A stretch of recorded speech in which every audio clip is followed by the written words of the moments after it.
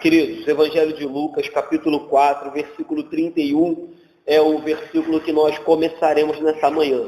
Na noite de domingo passado, nós terminamos o trecho no versículo 30, onde tentaram matar Jesus, e Jesus poderosamente, calmamente, milagrosamente, Jesus saiu do meio deles e livrou-se daquela tentativa, ou de mais uma tentativa de Satanás contra a vida do nosso Senhor Jesus. E agora o texto diz assim, versículo 31 e 32. E desceu a Cafarnaum, cidade da Galileia, e os ensinava no sábado. E muito se maravilhavam da sua doutrina, porque a sua palavra era com autoridade. Vamos parar aqui. Queridos, como eu disse, Jesus acaba de se livrar, acaba de sofrer uma tentativa de homicídio, simplesmente por ter pregado e lido o texto de Isaías, onde dizia: o Espírito do Senhor está sobre mim, pelo que me ungiu para evangelizar os pobres, restaurar a vista dos cegos, libertar os cativos e pôr em liberdade os oprimidos. Por causa disso, quando Jesus diz, hoje se cumpriu as Escrituras, quando ele diz, eu sou o profetizado por Isaías, a multidão se rebela e tenta matar Jesus, e Jesus sai no meio deles de forma milagrosa, e o texto diz que ele desce para Cafarnaum. Lucas não diz quanto tempo passou do versículo 30 para o 31, existe uma separação, um título na minha Bíblia que diz a cura de um demoniado de Cafarnaum, mas simplesmente o texto só diz e Jesus desceu. Então ele desceu, ele se livrou daquela tentativa de homicídio e desce. E você vê que mais uma vez Lucas não diz quanto tempo era, mas Lucas chama a nossa atenção, e eu já falei isso aqui na pregação anterior, que era sábado. Mais uma vez mostrando que sábado era o dia em que os judeus se separavam para adorar a Deus. Então, todo sábado, Jesus fazia questão de estar pregando, ensinando, frequentando sinagoga, curando, libertando. Então, trazendo para os dias de hoje, eu já falei isso no domingo passado, da importância que Jesus dava para o culto público. E hoje, o nosso culto público costuma ser no domingo. E muitos negligenciam o domingo, coisa que Jesus não fazia. Então o texto diz, ele desceu para Cafarnaum e ensinava no sábado. No 32, o texto diz que, mais uma vez, as pessoas que ouviam Jesus estavam maravilhados. Talvez pelo fato dele ser um carpinteiro. Nós já mencionamos isso aqui também outros domingos. Olhavam para ele e falavam, cara, como pode o filho de um carpinteiro, logo um carpinteiro também, porque Jesus aprendeu a profissão do seu pai, como pode esse carpinteiro falar das coisas sagradas, das coisas concernentes a Deus com tanta autoridade? Mas talvez a surpresa não era apenas por Jesus ser um carpinteiro, mas porque o próprio texto diz que a sua doutrina vinha com autoridade. Então, diferente dos fariseus e dos saduceus, que apenas jogavam o fardo sobre as pessoas e diziam, olha, carreguem os seus fardos, olha, façam isso, mas que não praticavam, a palavra de Jesus era com autoridade. Ele falava de coisas importantes, ele falava acerca de céu e de inferno, ele falava acerca de vida eterna e de perdição eterna, ele falava acerca de amar ao próximo como a ti mesmo, ele falava de doutrinas que iam diretamente na mente e no coração das pessoas, e não apenas de coisas supérfluas.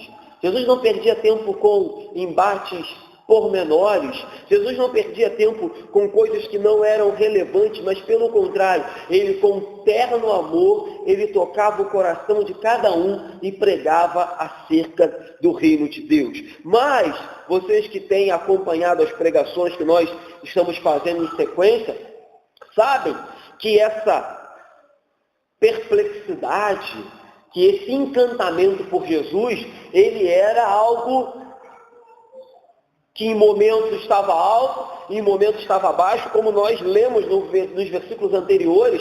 Em alguns momentos eles se maravilhavam da doutrina, mas quando eles percebiam que Jesus estava dizendo que ele era o Filho de Deus, eles tentavam rapidamente matar Jesus, rapidamente eles se rebelavam contra Jesus. Então não vai ser diferente aqui. O texto diz que eles estavam maravilhados, provavelmente porque a sua doutrina era com autoridade, provavelmente porque ele falava com poder, mas entenda uma coisa, não basta ficar maravilhado com Jesus. Não basta vir num culto no domingo e ficar emocionado com Jesus. Não basta vir num culto no domingo e ficar perplexo com a pregação do pastor. É necessário fé genuína. E a gente vai perceber que com o passar do tempo, a grande maioria desse povo, não vou generalizar e dizer que eram todos, mas a grande maioria desse povo não tinha fé genuína. Eles ficavam maravilhados porque Jesus era um camarada diferente daqueles religiosos que eles estavam acostumados, com os fariseus, com os saduceus. Eles ficavam assustados porque Jesus, nós vamos ver aqui, vai fazer grandes milagres, vai fazer maravilhas, sinais e prodígios, mas você vai perceber com o passar do tempo que assim como eles tentaram matar Jesus, mais na frente são os mesmos que vão negá-lo, crucificá-lo, escarnecê-lo, virar as costas para ele, vão simplesmente abandoná-lo quando ele começar a trazer palavras mais duras. Então, quando a gente lê que eles se maravilhavam da sua doutrina, não se deixe levar por isso, querido. Não frequente a igreja domingo após domingo e fique apenas perplexo e maravilhado com o que é pregado aqui. Tenha uma fé genuína no Senhor Jesus, senão de nada vai adiantar. Outra coisa interessante que me chama a atenção no desprendimento, no quebrantamento, no amor de Jesus, é que, entenda uma coisa, acabaram de tentar matar Jesus no versículo 29. Acabaram de tentar matar ele. E 2 versículos depois, no 31, ele já está novamente numa outra sinagoga pregando o Evangelho, de novo. Sabe? E eu fico assustado com isso, porque eu trazendo para mim e para a sua vida, fazendo um paralelo, constantemente, quando recebemos um mal de alguém, nós demoramos um pouco a assimilar. Nós, quando recebemos uma pancada de alguém, nós, quando recebemos uma palavra atravessada de alguém, nós demoramos um pouco a assimilar. E Jesus, ele simplesmente não falaram mal dele, não deram uma palavra atravessada para ele, tentaram matar ele. E ele, 2 versículos depois, se levanta, desce para Cafarnaum, entra na sinagoga como se nada tivesse acontecido e está pregando de novo. Então eu tiro isso como lição para mim, para a sua vida, de como nós devemos estar prontos a sofrer pelo Evangelho, de como eu e você devemos estar prontos a dar a outra face pelo Evangelho, de como eu e você devemos estar prontos a perdoar em amor ao Evangelho, não em amor à minha e à sua vida, porque a nossa vida não vale nada. A nossa vida não vale quase nada, pelo contrário, a nossa vida ela é passageira, momentânea, transitória. Nós estamos aqui de passagem, mas em amor ao Evangelho, nós temos que estar prontos a fazer o que Jesus fez. Tentaram matar ele no versículo 29, no 31, ele já entra na sinagoga e volta a pregar o Evangelho do Reino. Vamos caminhar? Versículo 33 e 34 diz assim: Achava-se na sinagoga um homem possesso de um espírito de demônio imundo, e bradou em alta voz: que temos nós contigo, Jesus Nazareno? Viestes para perder-nos? Bem sei quem és, o Santo de Deus. Lucas nos diz agora que um ser diabólico toma o corpo de um homem, toma o controle de um homem, o torna possesso e simplesmente, quando vê Jesus, o texto diz que ele brada em alta voz. Brada em alta voz. A primeira coisa que eu me assusto, ou que eu fico admirado com esse texto, é que o homem estava dentro da sinagoga. E dentro da sinagoga, dentro do templo, onde era costume se pregar a palavra, existia alguém possesso de um espírito imundo. Então, não se assuste de pessoas entrarem por essas portas e sentarem no nosso meio e possivelmente estarem possessos ainda, não terem sido libertos ainda. Eu me arriscaria a falar que pessoas frequentam a igreja talvez por longas e longas datas e não são libertas. Não são libertas totalmente, porque em muitas e muitas igrejas o Evangelho não é pregado. A palavra que cura, que liberta, que salva não é pregada. Por isso pessoas entram e saem pelas portas das nossas igrejas e muitas das vezes não são libertas das suas mazelas, porque o Jesus que liberta não é pregado. É pregado uma caricatura de um Jesus. É pregado, eu já falei isso aqui várias vezes, um Papai Noel. É pregado um velhinho bondoso que só quer dar bênção. Mas dificilmente se prega sobre um Jesus que cura, salva, liberta e que vem para transformar a vida de um pecador. Mas aqui, esse homem estava endemoniado e dentro da sinagoga. Outra coisa muito interessante é que o demônio grita: o que temos nós contigo? Então parece que ele, olhando para Jesus, sabendo que para ele não haveria salvação, que a única coisa que espera eles é condenação, ele olha para Jesus e diz: olha, eu estou perdido. Ele inclui não só ele, mas também os seus iguais, e diz: o que temos nós? Tipo, o que temos nós, os meus pares, o que temos nós, os demônios contigo, Jesus? Já chegou a nossa hora? É agora que o Senhor vem para nos destruir? E é muito engraçado que ele completa e diz: viestes para perder-nos? Ou seja, é agora em que o Senhor, aquele que tem toda a autoridade, é agora que o Senhor vai pôr fim no nosso império, no império de Satanás.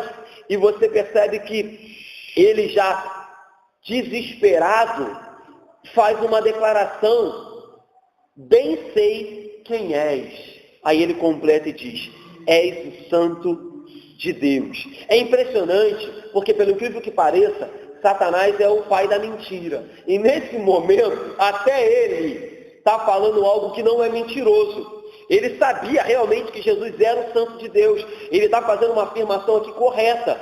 Existem algumas coisas, e também eu não vou entrar nesse mérito aqui, algumas igrejas entram por esse mérito, e não compete a gente ir além do que a Bíblia fala, do que Satanás sabe, do que ele não sabe. Aqui ele sabia quem era Jesus.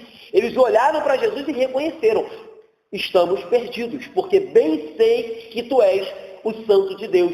E o que me assusta nessa passagem não é o fato do demônio reconhecer quem Jesus é o fato de que muitos hoje entram e saem pelas portas da igreja e não reconhecem quem Jesus é. O demônio tem mais discernimento do que algumas pessoas que frequentam as nossas igrejas. Alguns que se dizem crente, algumas igrejas que se dizem evangélicas e que menosprezam a divindade de Jesus. Existem uns que se dizem evangélicos aí, se eu não me engano, os mormons, não vou afirmar, mas não reconhecem a divindade de Jesus. Ou seja, alguns crentes têm menos discernimento, reconhecem Jesus menos do que um endemoniado. O endemoniado falou: eu bem sei quem tu és, o Santo de Deus. Você veio para nos destruir. E muitos entram e saem pelas nossas portas achando que Jesus é mais um, achando que Jesus é brincadeira, achando que a história de Jesus é uma historinha que nós ouvimos das nossas mães desde pequenininhos.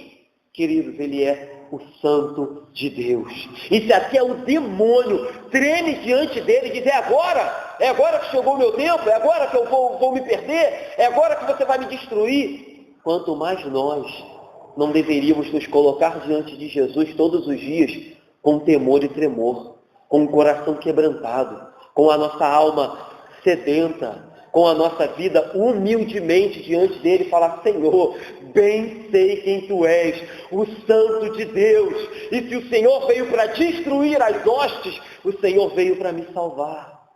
Mas é lamentável que pessoas têm entrado na nossa igreja, entrado nas nossas igrejas evangélicas dia após dia, e não olham para Jesus e não dizem: tu és o Santo de Deus. Se recusam a confessar Jesus como o único e suficiente Salvador, quando até mesmo o inimigo sabe quem ele é. Você entende uma coisa? Passagens atrás, nós falamos que na tentação de Jesus no deserto, o inimigo pegou a Bíblia e distorceu. Então ele usou a Bíblia.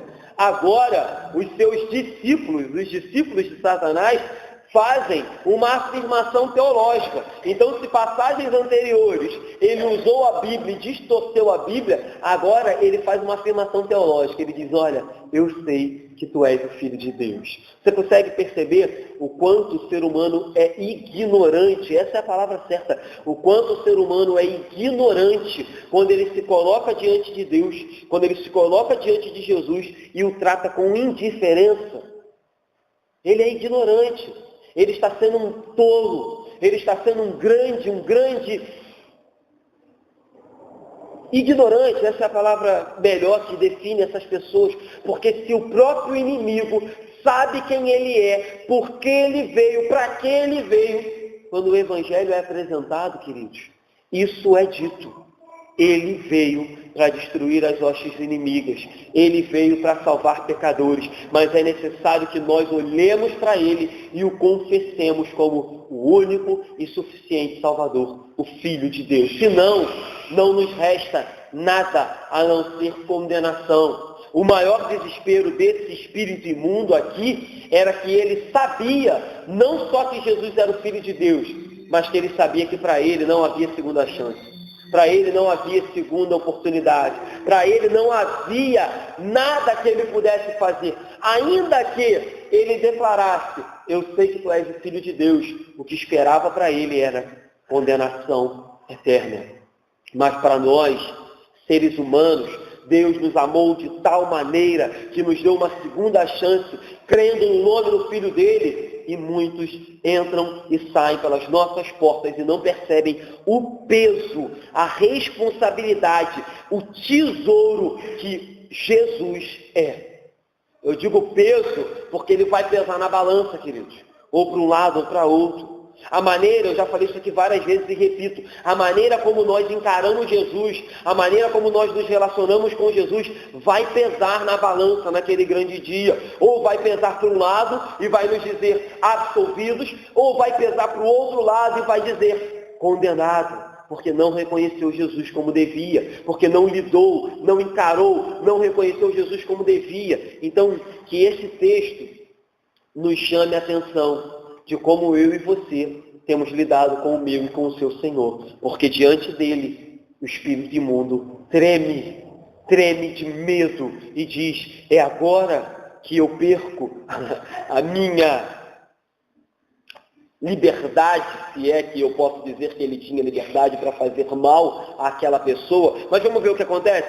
Versículo 35, Jesus diz assim, mas Jesus o repreendeu dizendo, cala-te e sai deste homem. O demônio, depois de o ter lançado por terra no meio de todos, saiu dele sem lhe fazer mal. Jesus não aceita um reconhecimento qualquer, você percebe isso? Por isso que eu disse que no começo não bastava ficar perplexo com Jesus, não bastava ficar admirado com Jesus. Olha, eu entrei na igreja e fiquei admirado com a pregação. Olha, eu entrei na igreja e fiquei admirado com o milagre que eu presenciei. Não basta. Não basta ficar admirado, não basta dizer da boca para fora, olha, eu bem sei que tu és o Filho de Deus. É necessário fé genuína, quebrantamento, é necessário arrependimento, mudança de vida. E Jesus não viu nada disso no espírito imundo, porque ele não podia fazer isso. Tanto que Jesus olha para ele e diz, olha, não adianta meras palavras. Jesus diz, cala-te, porque eu não reconheço a tua afirmação, eu não aceito a sua declaração da boca para fora. Então cuidado, queridos, declarar da boca para fora que Jesus é Senhor, declarar da boca para fora que Jesus é Salvador, não adianta, porque os espíritos imundos declaram também da boca para fora. E isso é muito comum. Constantemente nós batemos de porta em porta, constantemente nós evangelizamos alguém, constantemente nós falamos do amor de Jesus para alguém, e as pessoas vão dizer, eu já conheço Jesus, eu sei quem ele é, conheço a história toda dele, desde pequenininho, conheço a história toda dele, vejo na televisão, quando são as datas comuns, que se passar o filme de Jesus, eu conheço, já vi o filme do Mel Gibson, sei a história de Jesus. Então, muitos acham que por essas declarações vazias e simplórias, chegarão naquele grande dia e serão salvos. Não é por aí. Jesus diz, nem todo que me diz Senhor, Senhor entrará no reino dos céus, mas aquele que faz a vontade do meu Pai. É isso que Jesus deseja. A própria palavra do Senhor diz, olha, eu não quero holocaustos, eu não quero sacrifícios, eu quero que me obedeçam, eu quero um coração quebrantado, eu quero que me sirvam, é isso que eu desejo. Então Jesus olha para aquele espírito imundo e o repreende. E o texto diz que imediatamente ele saiu. Imediatamente.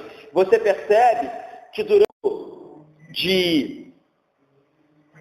de conversa, não conversa porque Jesus não conversou, Jesus deu logo uma declaração, mas houve momentaneamente algumas frases da parte daquele que estava tomando o homem. Ele diz: o que temos nós contigo? Bem sei quem tu és o santo de Deus. Ele tenta esboçar uma conversa, mas em momento algum o texto diz que ele venceu, em momento algum o texto diz que ele tentou pelejar, em momento algum o texto diz que ele tentou enfrentar Jesus, mas bastou uma única palavra para que ele saísse. Lucas, como médico, faz questão de dizer que o rapaz nada sofreu. O texto diz assim, lançou-lhe em terra e saiu dele sem lhe fazer mal algum. Então você percebe que com uma única palavra de Jesus, Jesus diz: cala-te e sai deste homem. Ele obedece imediatamente e sai do homem, deixando o homem completamente livre, completamente liberto.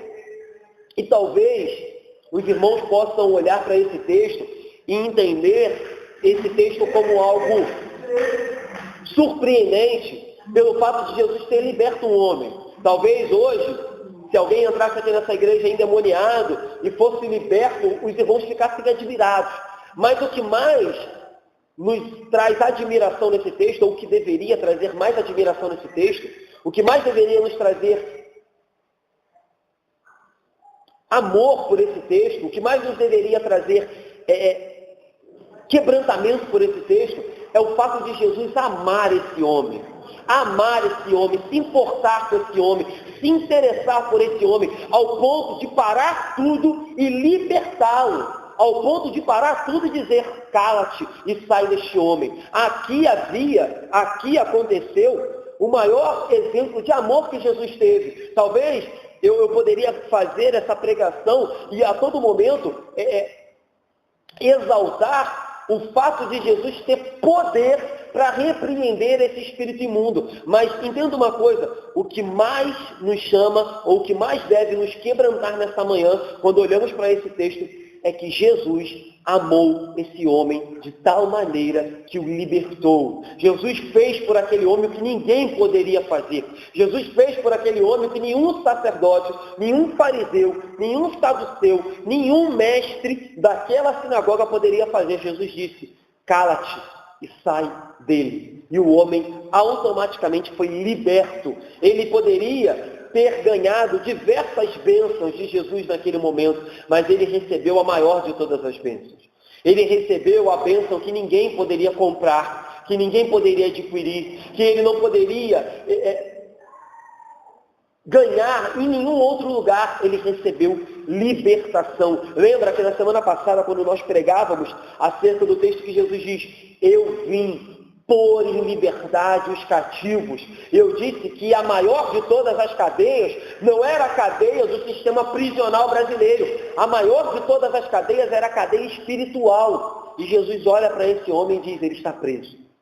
Jesus olha para esse homem e diz: coitado, é um endemoniado e ele está cativo. Coitado, ele pode estar precisando talvez de uma cesta básica em casa, ele pode estar precisando talvez de uma cura, mas o que ele mais precisa nesse momento é ser liberto desse espírito imundo. Então Jesus dá uma ordem simples e direta. Outra coisa que me assusta aqui é que em algumas igrejas é costume fazer campanha de libertação. Algumas pessoas fazem 7 semanas de libertação. E Jesus diz: cala-te e sai. Em algumas igrejas se cobram para fazer libertação. Em algumas igrejas a libertação depende de quanto você oferta, de quanto de dinheiro você dá. E aqui Jesus diz: cala-te e sai. Jesus não cobra pelo milagre. Jesus não faz campanha do milagre. Jesus não divulga o milagre. Jesus não diz: só sai andando por aí e diz: eu sou a congregacional. Não. Jesus diz: cala-te e sai, porque eu te amo, porque eu me importo, porque eu quero te ver livre, e eu vim para isso. Jesus não diz: olha, quanto tu tem para ofertar? Olha, você tem vindo à igreja todos os domingos? Jesus diz: cala-te e sai. Que isso seja também um motivo de exemplo para mim e para você. 36 e 37. Todos ficaram grandemente admirados e comentavam entre si, dizendo: que palavra é esta? Pois com autoridade e poder ordena aos espíritos imundos e eles saem.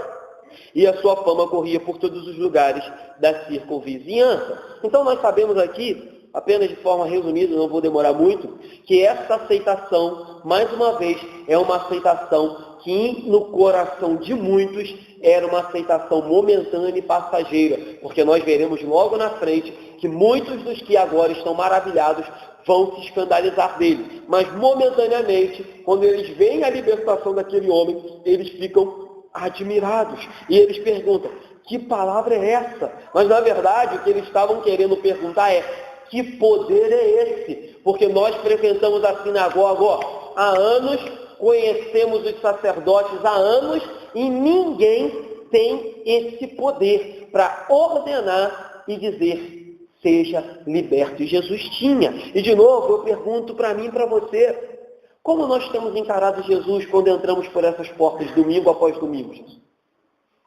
Jesus é o mesmo, gente. Jesus não mudou. Jesus é o mesmo. Ontem, hoje, vai ser amanhã. Ele continua tendo o mesmo poder, a mesma autoridade, ele continua sendo o mesmo Filho de Deus. As mesmas palavras que ele usou para libertar esse homem, ele continua usando hoje, dia após dia, quando a Bíblia é aberta e pregada. E a minha pergunta é, como nós temos encarado Jesus? Não sei. Aí, esses irmãos encararam Jesus assustados, maravilhados, perplexos. Mas logo na frente, eles se deixaram levar e foram os mesmos que viraram as costas para Jesus. Mas o texto diz que a fama dele corria por toda a circunvizinhança. E logo, essa fama de fazer milagres, essa fama de autoridade, fez com que todo mundo fosse ao seu encontro. E não é diferente de novo hoje, não é? Basta que uma igreja chame para si o poder de fazer algo diferente, em que logo as pessoas correm e vão para lá de forma desesperada, em busca de algo que possa suprir o seu problema momentâneo. Se o meu problema é um relacionamento, eu vou numa igreja onde prometem trazer bons relacionamentos. Se o meu problema é uma enfermidade, eu vou numa igreja onde prometem curar enfermidades.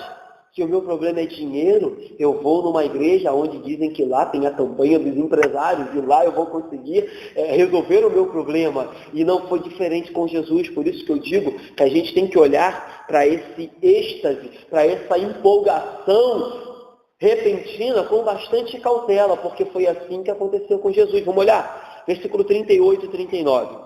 Deixando ele a sinagoga, foi para a casa de Simão.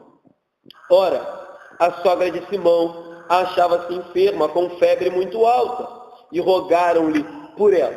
Inclinando-se para ela, repreendeu a febre e esta deixou e logo se levantou, passando a servi-los.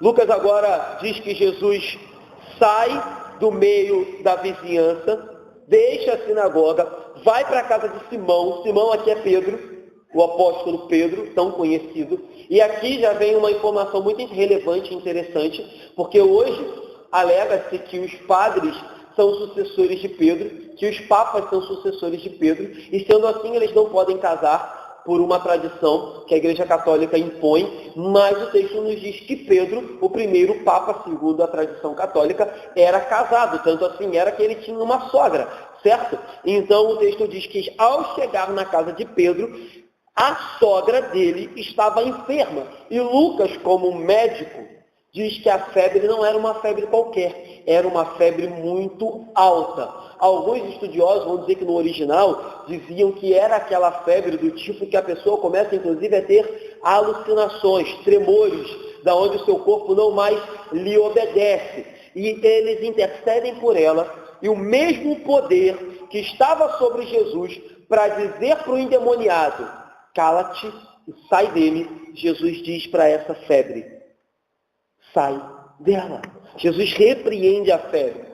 Os teólogos não têm um consenso acerca dessa febre, se a febre era proveniente de uma possessão ou se a febre era uma simples febre, mas a verdade é a seguinte, se a febre aqui era um mal imposto por um espírito imundo, ou se a febre era apenas uma doença qualquer, não interessa, interessa é que diante de Jesus os espíritos imundos saem, e diante de Jesus até a febre se dobra e sai. Então não me interessa da onde veio essa febre, me interessa que Jesus tem poder e autoridade para dizer para um espírito imundo, sai, e para dizer para uma febre, e que seja uma simples febre, sai, porque aquele que é o autor da vida, aquele que é o médico dos médicos, aquele que tem autoridade sobre todas as coisas, chegou. Então não importa se a febre é pequena, se é grande, se é alta, não importa se é gripe, não importa se é câncer, se é HIV, nós estamos diante daquele que tem poder para dizer para todo e qualquer problema, sai, porque eu sou o autor da vida. É isso que o texto quer nos dizer. Às vezes algumas pessoas entram por muitos detalhes, mas enfim, o texto nos chama a atenção apenas para duas coisas. Primeiro, que Pedro era casado, tinha sogra.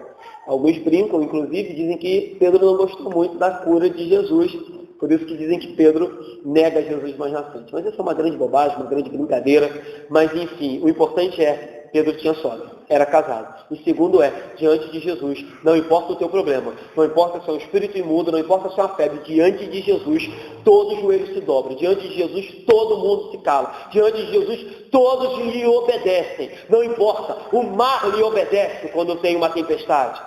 Os espíritos imundos lhe obedecem. A morte lhe obedece quando ele diz, Lázaro, vem para fora. Quando ele diz no filho da viúva de Naim, levanta-te, eu ordeno. Todos obedecem a Jesus. Não sei qual é o teu problema nessa manhã, mas uma coisa eu tenho para lhe dizer. Todo e qualquer problema se dobra diante do nome de Jesus. Nome de Jesus a todo poder. E o texto segue e diz assim, só para terminar, no finalzinho do 39 você vê que independente do que era a febre daquela mulher, se era espiritual ou não, foi um milagre, porque aquela mulher sai de uma alta febre que poderia estar trazendo alucinações e tremores. Aí o texto diz assim, logo se levantou e passou a servi-los. Então, independente se aquela febre era espiritual ou não, o que aconteceu ali foi um milagre, a semelhança do milagre da cura do endemoniado, porque a mulher que estava ardendo em febre se coloca de pé e começa a servir. Isso não acontece. Geralmente quando você sai de uma febre, geralmente quando você se cura de uma febre grave, você ainda fica com dores no corpo, você ainda está fraco, você ainda está um pouco cabisbaixo, um pouco abatido. O texto diz que automaticamente a mulher se coloca de pé e começa a servir. Vamos seguir. Versículo 40 e 41 diz assim, ao pôr do sol, todos os que tinham enfermos de diferentes moléstias lhe traziam, e ele os curava, impondo as mãos sobre cada um. Também de muitos saíam demônios, gritando e dizendo, tu és o Filho de Deus. Ele, porém, os repreendeu, para que lhes não falassem, pois sabiam ser ele o Cristo. Algumas coisas aqui eu queria salientar. Primeiro foi, Jesus expulsou um demônio na sinagoga. Agora ele cura a sogra de Pedro. Então, a história corre e ao pôr do sol, porque era sábado, então a galera ainda obedecia o sábado, guardava o sábado, então não podia. Eles achavam que até para receber cura era ilegítimo no sábado. Tanto que mais na frente a gente vai ver, Jesus vai ter um embate por causa disso. Jesus vai curar um homem da mão ressequida no sábado dentro da sinagoga e vão se levantar contra ele. Então você vê que eles esperam cair o dia. Quando cai o dia, acaba o sábado, a galera corre para frente da casa de Pedro e leva, aqui diz, olha, os que tinham enfermos de todas as moléstias traziam e ele curava. Primeira coisa que chama atenção, você vê que nem toda enfermidade está relacionada a espírito imundo, porque o texto separa, o texto diz assim, os que tinham moléstias eram trazidos e ele curava. Aí no versículo seguinte o texto diz assim, também de muitos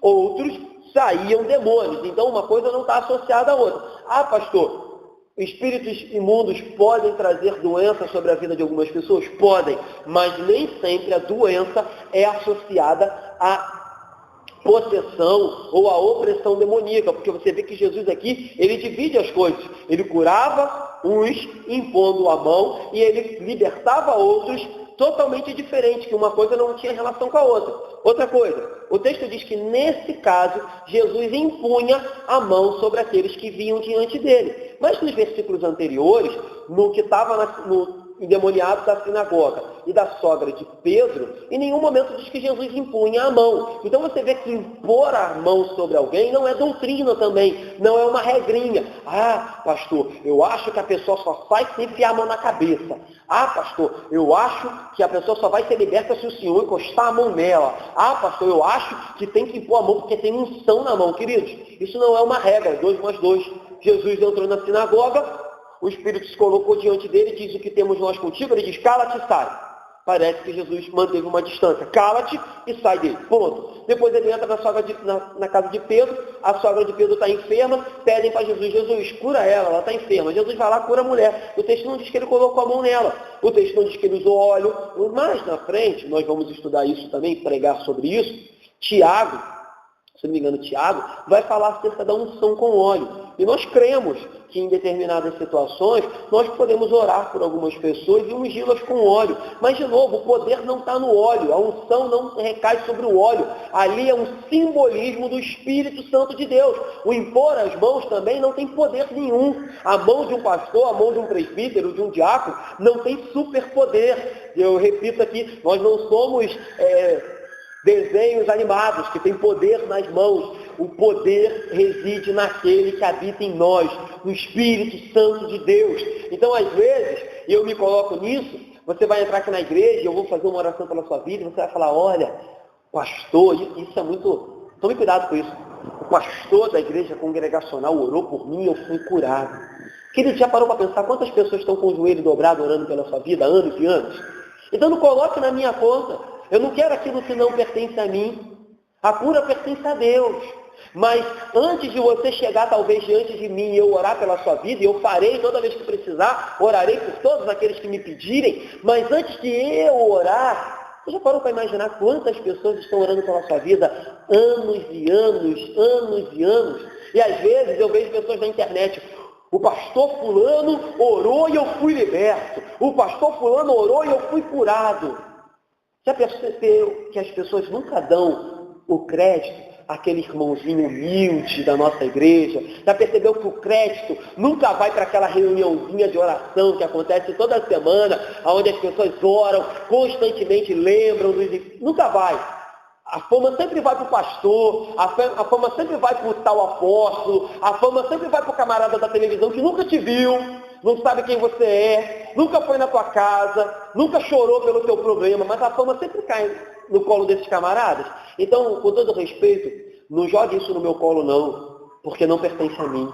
Eu sou apenas ferramenta e instrumento do Deus Todo-Poderoso. E se um dia Ele fizer, não é por causa de mim, porque eu sou tão pecador quanto você e preciso tanto quanto você de cura todos os dias. É porque Ele te amou e usou a minha oração junto com a oração de todos os demais irmãos para fazer essa cura. Então não pense, não faça isso, porque isso acaba gerando idolatria dos irmãos para comigo e acaba gerando prepotência, arrogância no coração daquele que se acha: olha, a minha oração tem poder, porque tem um monte de irmão vindo aqui falando que depois que eu orei aconteceu. Não faça isso, queridos. O poder é dele, somente dele, a honra é dele, a glória é dele, o louvor é dele, a cura é dele, é tudo dele. Não coloquem isso na minha conta, porque, como diz o pastor Paul Washer, eu conheço um Deus que quando a glória dele é dada a homens, ele mata homens. Foi assim que aconteceu, não foi com Herodes?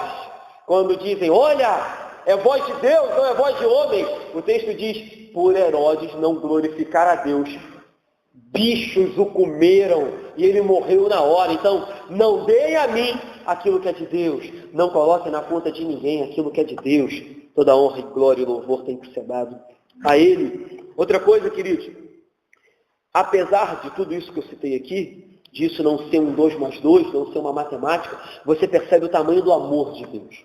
Você vê que o amor dele era profundo, porque ele curava os enfermos, libertava o endemoniado, ele se importava com um por um. Você vê outra coisa, que o poder, o amor de Jesus era eficaz, porque todos aqueles que eram levados diante dele saíam de lá, ou curados ou libertos. Outra coisa, você vê que o amor dele era pessoal, porque ele atendeu um a um. Então deixe-me falar uma coisa: toda vez que você entra por essas portas, talvez Deus não te atenda naquela hora, talvez você não veja o mover de Jesus naquele exato instante, mas entenda uma coisa: você nunca vai entrar e vai sair daqui sem que Jesus não te atenda, sem que Jesus não te veja, sem que Ele não te ouça, sem que Ele não recolha as suas lágrimas e a sua oração. Isso nunca vai acontecer. Ele sempre é eficaz. Ele sempre é pessoal. E Ele sempre é profundamente amoroso. Talvez você, poxa, pastor, mas eu já estou entrando aqui há anos, orando por algo que não acontece. Queridos, é verdade. O meu tempo e o seu tempo não é igual ao dele. Aquilo que desejamos nem sempre é aquilo que Deus deseja para a gente. Aquilo que achamos ser bênção, nem sempre é bênção naquela hora para a gente. Mas entenda uma coisa, o fato de você não ver a sua bênção ser correspondida, a sua oração ser respondida na hora, não faz com que você saia daqui hoje, sem entender que Jesus hoje te atendeu, te ouviu, te abençoou, te acolheu, te amou e se importou com você hoje. Pastor, mas nada aconteceu de diferente. Mas hoje Ele fez tudo isso por você. E esse pensamento, queridos, tem que ser diário. Porque se ele deixar de ser diário, a gente perde temor, tremor, gratidão. A gente perde o sentido de servi-lo. Porque se a gente entende que todos os dias, quando levantamos, não é uma manifestação do amor dele, do cuidado dele, a nossa vida perde sentido. Eu levantei porque levantei. Eu acordei porque acordei. Eu tive saúde hoje porque tenho todos os dias. É normal. É o acaso. O acaso está me dando isso. É a sorte. Tive sorte de não pegar a Zika vírus. Tive sorte de não pegar uma doença. Tive sorte de não ser atropelado. Queridos, não existe isso na vida daqueles que são filhos de Deus. O que existe na vida dos que são filhos de Deus é o cuidado amoroso, pessoal, diário de Deus.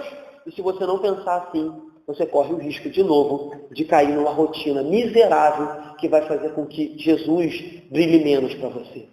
Brilhe menos para você. E a cada dia que passando, ele vai se tornando Jesus, um qualquer, e o brilho dele diminui. Então olhe para ele como alguém que ama, se importa todos os dias, independente de qual tem sido a resposta dele para a sua vida. Até porque, queridos, um não também é bênção. Já que hoje a gente comemora o Dia das Mães, você que é mãe, você que também que é pai, está aqui, sabe que muitas das vezes você diz não para um filho porque é bênção. Porque aquele filho hoje não entende que aquilo não é bom para ele e que por mais que ele queira, você diz não. Vou dar um exemplo aqui de ontem. Ontem nós estávamos na mesa e o Tiaguinho dizia, mãe, eu quero ir para o Maracanã sozinho também, porque meu irmão vai sozinho. E a Andréia dizia não, e eu assinava embaixo e dizia não, porque para ele hoje é maravilhoso ir para o Maracanã, é muito legal, é muito bom para o Maracanã, mas uma mãe e um pai sabem que é não, e que aquele não é bênção, para ele é uma chatice, para ele é uma caretice, para ele pô, todo mundo vai, a galera vai, para ele não tem nada a ver, mas para a Andréia, para a Rogéria e para mim, eu sei que colocar a camisa do Flamengo num dia de jogo de futebol e ir para o Rio é ser alvo. É andar com um alvo nas costas e no peito dizendo, eis, vem aqui, vem, me agride. Porque é o que acontece todos os dias, a gente vê. Então, um não de uma mãe, de um pai, a gente compreende. Por que a gente não compreende um não de um Deus? Que é muito mais sábio que André e que Rogério. Muito mais sábio, que sabe de todas as coisas. Mas às vezes a gente se coloca como filho mimado, adolescente, e diz, Deus não quer me dar. Deus sabe que se nos der, vai ser pior do que não nos dá. Vamos seguir para terminar? Outra coisa interessante, só para terminar aqui, ainda, novamente, quando Jesus repreendia os espíritos no 41, diz que novamente eles saíam gritando, tu és o Filho de Deus. E novamente Jesus dizia, ele, porém, os repreendia para que não falassem, pois sabiam ser ele o Cristo. Então você vê que Jesus não recebe um reconhecimento de qualquer pessoa. Jesus não recebe louvor de qualquer boca. Jesus não recebe declaração de qualquer lábios. Jesus quer declarações de lábios que venham de corações quebrantados, sinceros, arrependidos, que o servem. Então, Jesus poderia estar satisfeito. Olha, o que eles estão falando é verdade, eu sou mesmo um filho de Deus. Então, quando eu repreendo eles saem e falam a verdade. Jesus diz, Jesus os repreendia para que não falassem. Então, cuidado. Jesus nunca vai aceitar de mim, de você, uma oferta qualquer. Ele não precisa do nosso dinheiro. Jesus nunca vai aceitar de mim, de você, uma frequência na igreja qualquer. Ele não quer isso, queridos. Ele quer uma vida diferente. Ele quer uma vida transformada. Ele quer uma vida de serviço. Ele quer uma vida que ame ao próximo. Ele quer uma vida que ame aquele que está perdido. Ele quer uma vida que ame a Deus acima de todas as coisas. Ele quer uma vida que se importe com aquele que está morrendo de fome, de frio, de sede. Ele quer uma vida que chore pelo mal que esse mundo está indo de mal a pior. Ele quer pessoas que vão lá para fora e que sejam diferentes, e que sejam relevantes, e que estejam nos seus postos de trabalho, e que sejam aqueles que talvez vão ser perseguidos, criticados, porque dizem, não, eu não aceito. Eu não aceito a corrupção desse mundo. Eu não aceito porque todo mundo faz. Eu não sou todo mundo. Eu sou filho de Deus. Então não venha domingo aqui abrir os lábios, dar glória a Deus, aleluia, se durante a semana você tem uma vida maldita, pecadora, totalmente afastada de Deus. Talvez você vai ouvir dele, carte. Mas que é Isaías. Algum profeta Deus diz, eu não aguento mais ouvir o culto deles. Porque a boca deles fala, mas o coração está podre. Esses lábios são lábios mentirosos. É Deus que fala, são lábios mentirosos. Deus diz isso em Malaquias, acho que é em Malaquias, o culto segundo Deus, tem um livro do Nicodemos, que ele diz, Deus diz assim, eu não suporto o culto deles, porque não passa de religiosidade, não passa de levantar as mãos, dar aleluia, cantar louvores, mas durante a semana eles me negam de segunda a sábado com atitudes que não convêm, frequentam lugares que não convêm, praticam lugares que não convêm. Tem um texto na internet que diz, Jesus não levará ninguém para o céu que ele não tenha santificado aqui na terra. Tem um outro texto de internet, uma outra frase, que diz, como você se sente bem frequentando lugares aonde Jesus não frequentaria, como vocês conseguem se sentir bem fazendo coisas que Jesus não faria, como você se sente bem tendo atitudes que Jesus não teria. Isso é uma incoerência, queridos. Os nossos lábios professam Jesus, mas a nossa atitude mente dia a dia. Vamos lá, para terminar? Versículo 42 em diante diz assim, sendo dia, saiu e foi para um lugar deserto, as multidões o procuravam e foram até junto dele, e instavam para que não os deixasse. Ele, porém, lhes disse, é necessário que eu anuncie o evangelho do reino de Deus, também às outras cidades, pois para isso é que fui enviado, e pregava nas sinagogas da Judéia. O texto segue, e é possível que Jesus tenha ficado cansado depois de tantas curas e de tantos milagres, e ele tenha dormido na casa de Simão. Mas o texto diz que logo de manhã ele saiu e foi para um lugar deserto.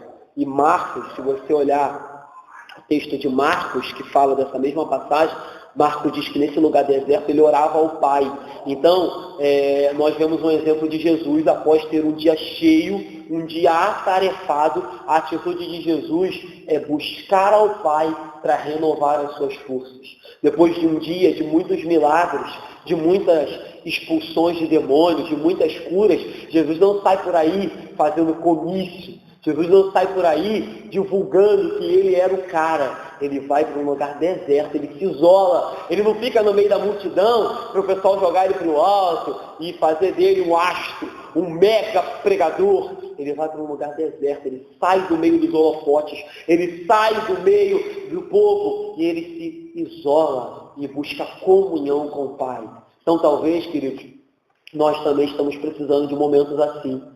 Talvez você tenha se entregado na casa de Deus, tenha trabalhado bastante na casa de Deus. Eu sei que tem pessoas aqui que têm feito muito isso. Ontem, alguns irmãos ficaram aqui até mais de meia-noite. Mas é necessário também que você separe um tempinho, vá para um lugar deserto e ouça o Pai, para que Ele te renove, para que Ele te encha, para que Ele te coloque de novo fôlego que talvez você tenha gastado com a casa de Deus, talvez na sua família, talvez no seu trabalho. É necessário um tempo a sós com Deus. Cuidado, quando nós não separamos um tempo a sós com Deus, nós corremos o risco ou de cair numa estafa mental e física, ou de novo, de entrar no automático. A gente começa a fazer as coisas para Deus no automático e não mais buscamos ao Pai, para que o Pai nos dê primeiro, para que depois nós tragamos para Ele. possamos trazer para a igreja. Então, cuidado com isso. Sempre separe um momento para buscar ao Pai sozinho. Sempre separe um momento para recarregar as baterias a sós com Deus. É isso que Jesus fez. E o texto é engraçado, que a multidão fica agoniada. A multidão já fica polvorosa. Cadê ele? Nós queremos mais milagres. E o povo, quando acha ele, fala, olha, não nos deixe. Aí Jesus, mais uma vez, mostrando o seu amor incondicional, e que ele não amava apenas um grupo seleto, ou ele não tinha privilégios apenas para alguns, como ele mostrou para os judeus que ele não tinha. Ele diz, não, é necessário que eu anuncie o evangelho do reino em outras cidades, é necessário que eu anuncie a salvação. E aqui é a primeira vez de 30 vezes que Jesus vai usar esse termo, o Evangelho do Reino. E o Evangelho do Reino, nas palavras de Jesus, era o Evangelho que trazia a salvação. Era o reino de Deus trazendo salvação. O reino de Deus para Jesus era quando o reino de Deus se estabelecesse e constituísse o que a gente chama de igreja. O reino de Deus para Jesus era quando o reino de Deus vier na sua segunda vinda e transformar e redimir o universo. Quando todas as coisas se fizerem novas. Então, o reino de Deus, Jesus usava o reino de Deus de formas diferentes, mas ele englobava isso: salvação, constituição de um corpo, que a gente chama de igreja, e restauração de todas as coisas, quando Jesus voltar. Então, perceba esse tema, grave esse texto, que Jesus vai usar muito essa expressão, reino de Deus, 30 vezes durante todo o Evangelho de Lucas. Então você vê que Jesus vem fazer aquilo que nós pregamos na semana passada. Ele vem dizer, olha, a porta é estreita, o caminho é apertado, mas eu vim dizer que a salvação é para todo aquele que crê. Então eu não posso ficar só aqui em Cafarnaum, eu não posso ficar só na igreja congregacional, eu não posso ficar só em Andorinhas, eu preciso que o evangelho do reino seja pregado. Outra coisa muito interessante é que quando eu leio essa passagem, eu lembro da passagem do profeta Jonas, que ele não queria de maneira alguma que as bênçãos da salvação chegassem para o pessoal de Nínive. Então ele diz, eu não vou pregar para eles, porque eu sei que tu és Deus misericordioso e que se eu pregar, o Senhor vai perdoar eles. Então Jonas fala, não, eu não quero ir. E Deus o leva na marra, né? Na marra, não tem esse negócio de escolha não. Não quer ir não, Jonas? Tá bom, vou te respeitar. Vai assim mesmo. Então ele prega e o amor de Deus alcança os ninivitas também. Então parece que esse povo, mais uma vez, queria ficar com as bênçãos. É aquilo que eu falo muito aqui. Queridos, entenda uma coisa, as bênçãos de Deus não são só para você. Elas vêm sobre a sua vida para que você passe adiante. Quando você acha que as bênçãos são só para você, só para minha família, só para os meus filhos, só para os meus netos, você está com um problema sério e Deus vai te repreender por isso. Era o que o pessoal de Cafarnaum queria fazer. Jesus, fica com a gente. Não vai embora não. Fica fazendo milagre só aqui. Fica expulsando o demônio só aqui. Tá bom demais. Que história é essa de abençoar meu vizinho? Que história é essa de abençoar outra cidade? Fica aqui. Cuidado, queridos. Quando a gente pega as bênçãos de Deus e fica acumulando para a gente está pecando. E para terminar, ainda no versículo 40, você percebe uma coisa. Marcos vai dizer que Jesus ainda continuava fazendo milagres, cura e expulsando demônios. Mas Lucas enfatiza assim, e pregava nas sinagogas. E aqui você vê a importância que Jesus dava para a pregação do Evangelho. E muitas igrejas hoje, eles fazem 50 minutos de louvor, 30 minutos sei lá o que mais, 20 minutos de outra atividade, aí conta piada, enfim, dá cambalhota no culto, e quando sobra 20 minutos para a pregação do Evangelho, o camarada vai lá, prega uma pregação água com açúcar, sabe, dá uma pregação de autoajuda, lê um texto e foge do contexto, não explica a Bíblia para os irmãos, não ensina doutrina, e a gente vê que o texto diz, e se maravilhavam da sua doutrina. Então essa história de esquece doutrina e vamos em frente. É a mesma coisa de dizer, esquece a bola e vamos jogar futebol. Jesus doutrinou, queridos. A Bíblia é doutrina, o Evangelho é doutrina, é palavra de vida. Então Jesus nunca deixou de doutrinar ninguém. Nossa história de, pastor, menos doutrina e mais palavra de amor. Queridos, a palavra de amor vem por meio da doutrina, que a doutrina é essa, que Jesus salva, Jesus ama, mas isso é doutrina. Jesus salva, cura e liberta, é doutrina. Então, cuidado com isso. Então, Você vê o quanto o meu e o seu Senhor valorizou a pregação do Evangelho. Então não menospreze a pregação do Evangelho. Não se exclua da pregação do Evangelho. Primeiro de ouvir e segundo de fazer. Ah, pastor, mas eu não sou um ótimo pregador. Abra a boca e fale aquilo que Deus te mandar falar. Anuncie o Evangelho. Diga do amor de Jesus. Diga que Ele salva, cura e liberta. Diga que um dia todos os pecadores terão que se apresentar diante dele e prestar contas. E que aqueles que não confessarem Jesus serão condenados. Mas não subestime o poder da pregação. A Bíblia diz que a fé vem por ouvir e ouvir a pregação do Evangelho, a palavra de Deus. Então, não menosprezando aqui os outros atos litúrgicos, mas a Bíblia não diz que a fé vem pelo louvor, a Bíblia não diz que a fé vem pelo teatro, a Bíblia não diz que a fé vem pela comédia, pela piada, a Bíblia não diz que a fé vem por nada disso. A Bíblia diz que a fé é por ouvir e ouvir a palavra de Deus. É ela que é viva e eficaz. É ela que a Bíblia diz que é a espada de dois gumes. É ela que a Bíblia diz que discerne pensamentos. É ela e mais nada. Então, que a Bíblia, que a palavra de Deus seja sempre o centro dessa igreja. Que a palavra de Deus seja sempre a prioridade nessa igreja. 2 comentários apenas. Todos esses milagres, nós lemos aqui vários milagres, e os milagres vão continuar. À noite, Jesus vai fazer milagre.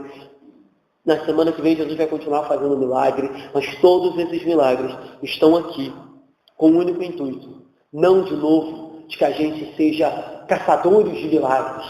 Não que a gente vire procuradores de milagres. Todos esses milagres estão aqui com o único intuito de mostrar que Jesus é o único que tem poder para curar, libertar, salvar e mandar todo e qualquer problema se calar diante dele. É só por isso. É só para mostrar que o meu, o seu Senhor, é tão poderoso que diante dele nada resiste. Ele tem poder sobre todas as coisas. E para terminar, ele é o único e o verdadeiro antídoto. Ele é o único e verdadeiro remédio. Ele é a única e a verdadeira solução para a nossa sociedade perdida. Só em Cristo a vida, só em Cristo a cura, só em Cristo a libertação, só em Cristo a salvação, só em Cristo há jeito para esse mundo que a cada dia que passa a gente vê que caminha de mal a pior. Que Jesus seja o motivo da nossa vida. Que Jesus seja o nosso maior tesouro que nós teremos nessa manhã para presentear as mães que nós encontraremos nesse domingo. Que Jesus seja aquilo que vai estar em primeiro lugar na nossa palavra quando nós nos depararmos com um enfermo, com um endemoniado, com um atribulado, com alguém que precisa de algo. Lembremos sempre que antes de qualquer coisa, as pessoas precisam de Jesus, porque Ele é o único que tem poder sobre toda e qualquer situação. Amém, queridos? Vamos terminar.